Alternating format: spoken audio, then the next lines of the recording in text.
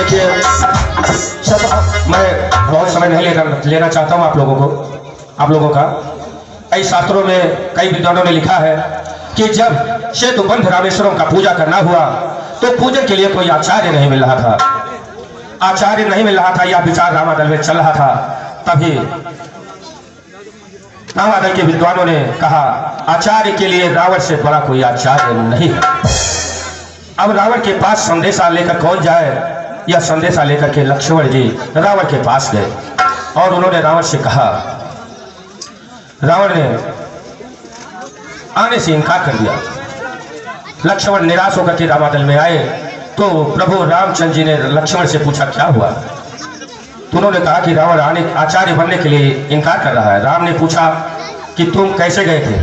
क्या एक याचक की तरह गए थे या वीरों का भेष धारण करके गए थे? लक्ष्मण ने कहा नहीं, मैं याचक की तरह नहीं गया था। तो राम ने फिर कहा कि याचक की तरह जाओ, क्योंकि रावण बहुत बड़ा पंडित है, बहुत बड़ा विद्वान है, बहुत बड़ा योद्धा है, इसलिए उसके पास याचक की तरह जाओ। पुनः लक्ष्मण जी जब याचक की तरह गए तो रावण ने सहस लक्ष्मण जी की विनती को स्वीकार कर लिया।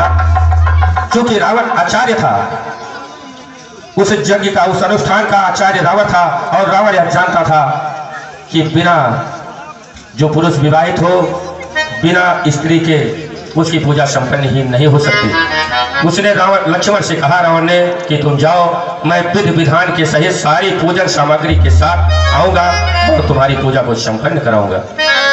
रावण चुपचाप अशोक वाटिका में गया, अकेले गया और सीता जी से निवेदन किया कि ऐसा ऐसा अनुष्ठान श्री रामचंद्र जी ने ठाना है, उसमें आपका चलना अनिवार्य है, लेकिन यह ध्यान रहे चलने के बाद जिस तरह से चलोगी उसी तरह से तुम्हें वापस आना होगा।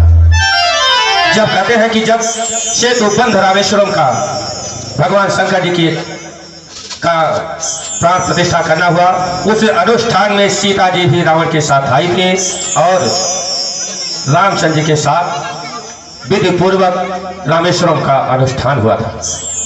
अनुष्ठान होने के उपरांत सीता जी रावण के साथ पुनः लंका अशोक वाटिका में चली गई थी। आगे का कार्यक्रम हमारे समय द्वारा प्रस्तुत है, देखिए आप लोग।